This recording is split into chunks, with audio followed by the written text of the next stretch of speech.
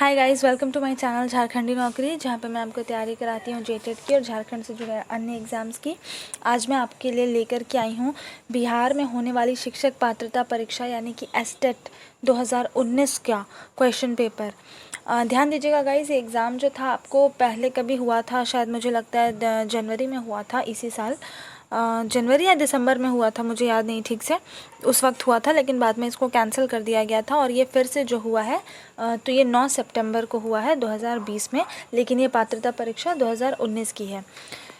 तो चलिए गाइस, हम लोग स्टार्ट करते हैं इस वीडियो को। सबसे पहला क्वेश्चन है, संज्ञानात्मक उद्देश्यों का संबंध है, तो इसका जवाब है आपका मस्तिष्क से। ओके, नेक्स्ट है, शिक्षा अधिगम सामग्री क्या करती है, इसका क्या रोल है, तो इसका सही जवाब आपका होना चाहिए ए, शिक्षण प्रक्रिया को रोचक और आसान बनाती है। ठीक है,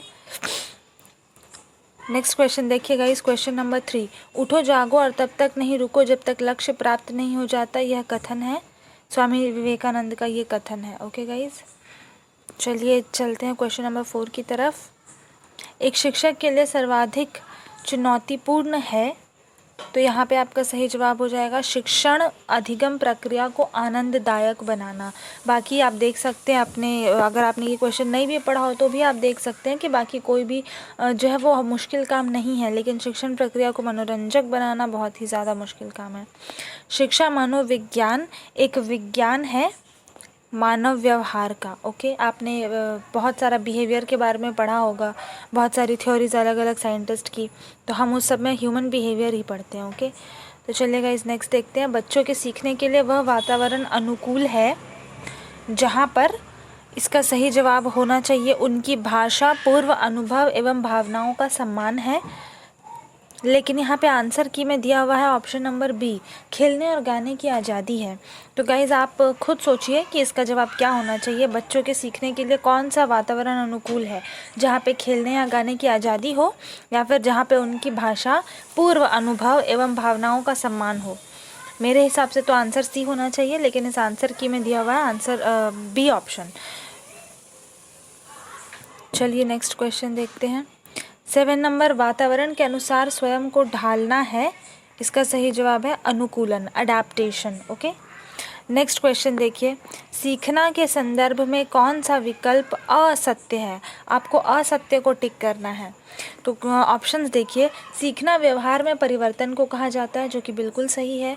सीखने के कारण व्यवहार में परिवर्तन अभ्यास या अनुभूति के फलस्वरूप होता है, ये भी सही है। सीखने में व्यवहार में अपेक्षाकृत स्थायी परिवर्तन होता है, ये भी सही है। तो यानी कि इसमें से कुछ असत्य नहीं है, तो हम ऑप्शन टिक कर देंगे, इनमें से कोई नहीं। ओके, ऑप्शन क्वेश्चन नंबर 9 देखिए, RMSA है, तो RMSA क्या होता है दोस्तों, RMSA होता है राष्ट्रीय माध्यमिक शिक्षा अभियान। ओके, ये वाला, सॉरी ये वाला आंसर। ओके, राष्ट्रीय माध्यमिक शिक्षा अभियान। चलिए क्वेश्चन नंबर 10 देखते हैं, CCE का क्या तात्पर्य है। तो गाइस CCE का तात्पर्य है continuous and comprehensive evaluation. Okay, C number सही जवाब हो जाएगा। 11 देखते हैं, ब्लूम की टैक्सोनॉमी के संदर्भ में कौन सा विकल्प असत्य है। तो यहाँ पर सही जवाब होना चाहिए कि इसका प्रकाशन 1966 में हुआ। इसके अलावा बाकी सारे जो सेंटेंसेस लिखे हैं यहाँ पे सारा कुछ सही है। ओके, नेक्स्ट देखिए, निम्न में से शिक्षा में कौन सा संसाधन सम्मिलित नहीं है। तो गाइस वित्तीय संसाधन की तो ज़रूरत लगती ही है, शिक्षा देने में किसी को भी क्लासरूम चाहिए, बेंचेस चाहिए, बुक चाहिए, ब्लैक बोर्ड चाहिए। मानव संसाधन भी लगते हैं, आपको टीचर्स की ज़रूरत पड़ती है। सामग्री संबंधी संसाधन जो होते हैं वो भी आपको चाहिए होती है। क्या नहीं चाहिए होता, भूजल संसाधन, ग्राउंड वाटर रिसोर्सेज, ये नहीं चाहिए होता। ओके, तो ये आपका जवाब हो जाएगा। नेक्स्ट देखिए 13 नंबर, राष्ट्रीय उपलब्धि सर्वेक्षण के संदर्भ में कौन सा विकल्प असत्य है। तो यहाँ पे होगा बी नंबर असत्य है। विद्यालयों में शिक्षा के स्तर का पता लगाने के लिए मानव संसाधन एवं विकास मंत्रालय द्वारा आयोजित एक राष्ट्रीय कार्यक्रम है, ये सत्य है, सत्य पूछ रहे हैं आपसे, ठीक है, कि कौन सा जो है ये सत्य है, राष्ट्रीय उपलब्धि सर्वेक्षण। ओके, कौन सा यहाँ पर सत्य है।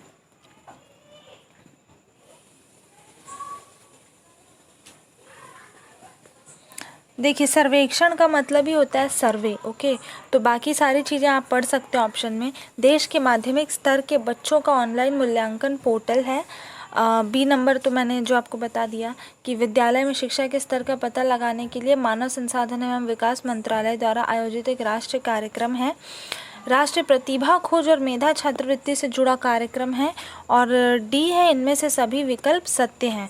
तो सभी सत्य नहीं है, ये कोई पोर्टल नहीं है, ना ही तो ये मेधा का पता लगाने के लिए कोई कार्यक्रम है। ये है मानव संसाधन एवं विकास मंत्रालय द्वारा आयोजित एक राष्ट्रीय कार्यक्रम है, ओके। तो ऑप्शन नंबर बी यहाँ पे सही हो जाएगा। क्वेश्चन 14 देखिए, राष्ट्रीय शिक्षा दिवस किसकी स्मृति में मनाया जाता है? तो इसका सही जवाब होगा मौलाना अबुल कलाम आज़ाद, ओके। चलेगा इस नेक्स्ट देखते हैं, ऑपरेशन ब्लैक बोर्ड कार्यक्रम कब शुरू हुआ? ऑपरेशन ब्लैक बोर्ड कार्यक्रम शुरू हुआ था 1986 में, ओके। नेक्स्ट देखिए, इनमें से कौन समझे सीखे कार्यक्रम के 20 सूचकों में नहीं है? समझे सीखे कार्यक्रम में कोई 20 सूचक है, इनमें से कौन सा उसमें नहीं शामिल है? तो आप इसको पढ़कर भी पता लगा सकते हैं। ऑप्शन पढ़िए। ऑप्शन ए है विद्यालय समय से शुरू एवं बंद। बी है कक्षा 1 के लिए विशिष्ट रूप से निर्धारित पूर्णकालिक शिक्षक। ऑप्शन सी है बच्चों का सिर्फ लिखित आकलन। ऑप्शन डी है अंतिम घंटी में खेलकूद कला एवं सांस्कृतिक गतिविधियाँ। तो इसका सही जवाब होना चाहिए बच्चों का सिर्फ लिखित आकलन। बच्चों का सिर्फ लिखित आकलन उसमें शामिल नहीं है, ओके। नेक्स्ट देखिए, मेरा विद्यालय शीर्षक लेख राजू द्वारा लिखा गया है। लेख अर्थपूर्ण है लेकिन व्याकरणिक अशुद्धियाँ भी हैं। राजू के लिए कौन सी टिप्पणी उचित होगी? मतलब आप राजू को क्या कहोगे अगर राजू ने जो ऐसे लिखा है वो बिल्कुल सही है, उस मीनिंगफुल है, लेकिन उसमें कुछ ग्रामेटिकल मिस्टेक्स हैं, क्या कहते हैं उसे, व्याकरणिक अशुद्धियाँ हैं, तो आप उसे क्या कहेंगे? आपका व्याकरण संबंधी ज्ञान काफ़ी कमज़ोर है। या फिर कहेंगे लेख लिखने के पूर्व वर्तनी संबंधी ज्ञान अवश्य प्राप्त कर लें। या फिर आप कहेंगे कि आपकी लिखावट गंदी और अशुद्धियों से भरी है। ऐसा तो आप ऑफकोर्स किसी बच्चे को नहीं कहेंगे। ऑप्शन डी देखिए, आपने निबंध अच्छा लिखा है, कहीं कहीं पर व्याकरणिक अशुद्धियाँ हैं जिसे अभ्यास द्वारा सुधारने की आवश्यकता है। तो इसका सही जवाब हो जाएगा ऑप्शन डी। 18 नंबर क्वेश्चन देखते हैं, उत्पीड़ितों का शिक्षा शास्त्र के लेखक हैं पॉलो फ्रेरे, ओके। 19 नंबर देखिए, शिक्षक साथी है, तो यहाँ पे इसका सही जवाब हो जाएगा शिक्षण सहयोग संदर्शिका। नेक्स्ट देखिए, भारतीय संविधान के किस भाग में प्रत्येक नागरिक को अपने धर्म के अनुसार शिक्षा देने की अनुमति है? इसका सही जवाब है मूल अधिकार। मूल अधिकार में सबको स्वतंत्रता है कि वो अपने धर्म के अनुसार शिक्षा दे सकें। निम्नलिखित में से कौन समाजीकरण का सक्रिय एजेंसी माध्यम नहीं है? देखिए समाजीकरण कहाँ कहाँ पर होता है। परिवार में आप रहते हैं तो आप समाज में कैसे रहना है वो सीखते हैं, समाजीकरण का होता है, ठीक है। आपका मतलब बच्चे का या फिर जो भी आपका किसी का भी समाजीकरण होता है। विद्यालय में भी होता है कि कैसे उठना बैठना है, टीचर आए तो गुड मॉर्निंग कहना है वगैरह वगैरह। किसी धार्मिक संस्था में भी होता है कि वहाँ के जो भी हेड हैं, गुरु हैं, वो आए तो प्रणाम करना है, ऐसा करना है, वैसा करना है, ठीक है। बट रेलवे स्टेशन में कोई समाजीकरण नहीं सिखाया जाता है। वहाँ पर बस आप जाते हो, अपनी ट्रेन पकड़ते हो और फिर निकल लेते हो। तो यहाँ पे सही जवाब है रेलवे स्टेशन, ओके। नेक्स्ट देखिए, इनमें से कौन आकलन के मूलभूत तरीकों में शामिल नहीं है? तो आप बताइए मुझे, आकलन का मूलभूत तरीका क्या क्या होता है? व्यक्तिगत आकलन होता है, सामूहिक आकलन होता है, सहपाठियों द्वारा आकलन होता है। शामिल जो नहीं है वो है शिक्षकों द्वारा आकलन, ओके। नेक्स्ट देखिए, बच्चों का आकलन क्यों किया जाना चाहिए? इसका सही जवाब होना चाहिए आपका बच्चों का प्रोत्साहन नहीं। इसमें से कौन सा विकल्प गलत है? बच्चों का प्रोत्साहन क्यों किया जाना चाहिए से संदर्भित इनमें से गलत विकल्प कौन सा? गलत आपको बताना है, सही नहीं बताना है। ऑप्शंस पढ़िए। बच्चों की व्यक्तिगत और विशेष ज़रूरतों को पहचानना, हाँ बिल्कुल, इसलिए तो हम लोग आकलन करते हैं कि किस बच्चे में क्या कमी है, किस कमी को ठीक किया जाए। बी नंबर, बी ऑप्शन देखिए, कक्षा में चल रही सीखने सिखाने की प्रक्रिया को बेहतर बनाना। बिल्कुल इसलिए आकलन किया जाता है कि हमें पता चल सके कि किस चीज़ में हम इम्प्रूव करें, जो प्रोसेस है पढ़ाने का उसमें क्या चीज़ में इम्प्रूवमेंट लाएं। सी देखिए, बच्चों को प्रोत्साहन राशि प्रदान करने हेतु उपयुक्त बच्चे की पहचान करना। ये बिल्कुल गलत है। आकलन इसलिए बिल्कुल नहीं किया जाता है कि आप किसी को प्रोत्साहन राशि देने के लिए आप नहीं आकलन करते हो कि जो बच्चा अच्छा परफॉर्म करेगा आप उसको कोई प्रोत्साहन राशि दोगे, ऐसा नहीं होता। ओके, तो यहाँ पे ऑप्शन सी जो है वही राइट हो जाएगा। यही एक काम हम लोग नहीं करते हैं, मतलब आकलन इस वजह से नहीं किया जाता, बाकी तीनों वजह से करते हैं। ओके, 24 नंबर देखिए, बच्चे के व्यक्तित्व के निर्माण में डैश की महत्वपूर्ण भूमिका होती है। मातृभाषा की महत्वपूर्ण भूमिका होती है। नेक्स्ट देखिए 25 नंबर, वाइगोत्स्की के सिद्धांत में विकास के किस पहलू की उपेक्षा की जाती है? इसका सही जवाब है जैविक, बायोलॉजिकल, इसकी उपेक्षा की जाती है। नेक्स्ट देखिए, यदि दो संख्याओं का योग 14 है और उनका अंतर 10 है तो इन दोनों संख्याओं का गुणनफल ज्ञात कीजिए। तो चलिए मान लेते हैं हम लोग कि पहली संख्या जो है वो है x और दूसरी संख्या है y। ओके, तो दोनों का योग कितना दिया आपको? 14 दिया है और दोनों का अंतर आपको कितना दिया है? 10 दिया है। Okay, x plus y equal to 14, x minus y equal to 10। तो अब आप क्या करेंगे? दोनों इक्वेशंस को जोड़ देंगे। x प्लस वाई यहाँ लिख देंगे प्लस x माइनस वाई। हम पहले जो दो इक्वेशंस मैंने लिखे थे मैं उन दोनों को जोड़ रही हूँ अब। तो यहाँ आ जाएगा आपका 14 प्लस 10। ओके, यहाँ पर क्या आएगा? बट सॉरी, एक सेकंड, मुझसे गलती हो गई कुछ। यहाँ पे माइनस होना चाहिए था। ओके, ये आपका हो गया। आपने दोनों इक्वेशंस को जोड़ेंगे आप तो ये आएगा। अब देखिए यहाँ पे हम लोग लिखेंगे x plus y plus x minus y, bracket खोल दिया मैंने तो ये सब आया। ओके, यहाँ आ जाएगा आपका 24, y और y कैंसिल हो जाएंगे, आएगा आपको 2x इक्वल टू 24।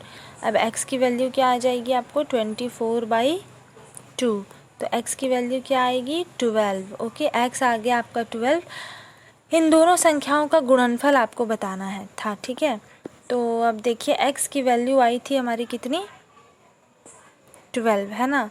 तो y की वैल्यू कितनी आएगी? 14 माइनस 12 इक्वल टू 2। आपसे गुणनफल पूछ रहा है तो x इंटू वाई करेंगे, 12 इंटू 2 यानी कि 24। तो आपका आंसर क्या हो जाएगा? आंसर हो जाएगा आपका यहाँ पे बिल्कुल से 24 हो जाएगा। ठीक है, तो चलिए हम लोग नेक्स्ट क्वेश्चन की तरफ बढ़ते हैं। 27 नंबर देखिए, उन सभी अभाज्य संख्याओं का योग जो 31 से कम है उनका योग कितना होता है? तो मैं आपको बता दूं कि उनका योग होता है 129। ओके, नेक्स्ट देखिए, निम्नलिखित में से कौन सी संख्या 24 से पूर्णतः विभाज्य है? देखिए ये नीचे 4 संख्याएं हैं, आपको देखना है कि कौन सी 24 से पूर्णतः विभाज्य है।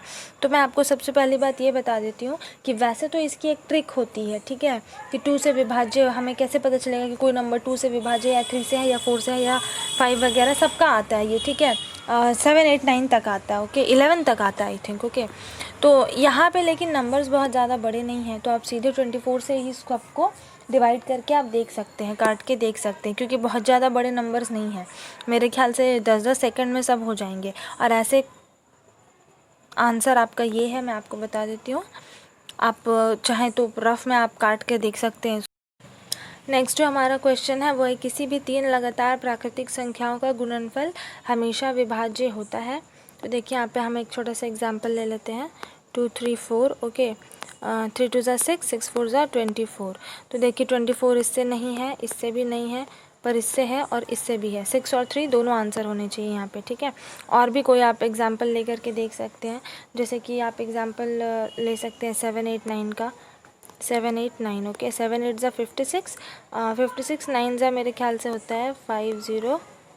ओके, तो अगेन ये आपको 6 से भी कटेगा, 3 से भी कटेगा। तो यहाँ पे आंसर आपको दोनों हो सकते हैं, 6 भी हो सकता है, 3 भी हो सकता है। ठीक है, पर आपको जो आंसर की मैं आंसर दिया है वो 6 ही दिया है। ओके, तो यहाँ पे सही जवाब आप 6 मान सकते हैं, हालांकि दोनों ही सही जवाब है, पर आंसर की मैं 6 दिया। ओके, नेक्स्ट क्वेश्चन देखिए, 5, 8, 15 का चौथा अनुपातिक है। तो गाइज आपको पता है ये कैसे निकालते हैं हम लोग? 5:8 प्रपोर्शन का क्वेश्चन है ये। चौथा अनुपातिक आप मान लीजिए कि क्या है? x है। ये बीच वाले दोनों एक साथ मल्टीप्लाई होते हैं और कॉर्नर वाले दोनों एक साथ होते हैं। तो ये हो जाएगा आपको 8 इंटू 15 यहाँ हो जाएगा, और इस तरफ हो जाएगा 5 इंटू एक्स। ओके, फिर आप एक्स यहाँ पे कैसे निकालेंगे? एक्स आप निकाल सकते हैं, एक्स को इधर 5 को नीचे ले आइए, 8 इंटू 3 24, तो इसका चौथा अनुपातिक हो जाएगा 24। तो गाइस इस वीडियो को हम लोग यहीं पर ख़त्म करते हैं। इसका पार्ट 2 मैं बहुत जल्द अपलोड करने वाली हूँ। Thank you.